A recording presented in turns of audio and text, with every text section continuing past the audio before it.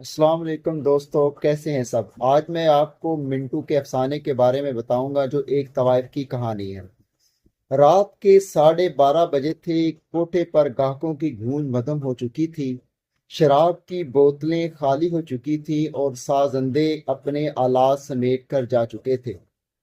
طوائف ریشمہ آئینے کے سامنے بیٹھی اپنے لپسٹک کو صاف کر رہی تھی۔ کمرے میں اب صرف وہ اور اس کی سہیلی نازو باقی تھی۔ نازو نے ہنستے ہوئے کہا، چلو ریشما، آج تو خوب کمائی ہوئی، اب کچھ کھا پی لو، سو جاؤ۔ ریشما نے آہستہ سے جواب دیا، نہیں نازو، ابھی نہیں، مجھے نماز پڑھنی ہے۔ نماز پڑھنی ہے؟ نازو چونک گئی۔ نماز؟ اور تم؟ ریشما نے کہا، ہاں، میں گنہگار ضرور ہوں، لیکن میرا رب مجھ سے ناراض نہیں، میں اس کے سامنے جھک کر سکون لیتی ہوں۔ نازو نے ہنسی میں اڑاتے ہوئے کہا، یہی وہی یہ وہی فرش ہے جہاں ابھی شراب گری تھی، یہ وہی جگہ ہے جہاں تم نے ابھی ناچ پیش کیا، اور اب تم اسی جگہ سجدہ کرو گی؟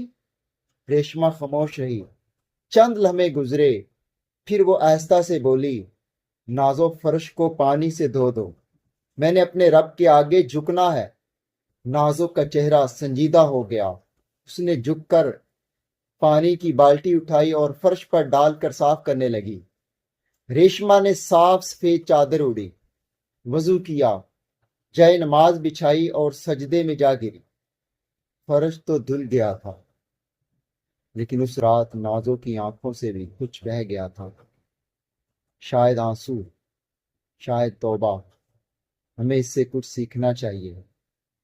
یہ جو افسانہ ہے، یہ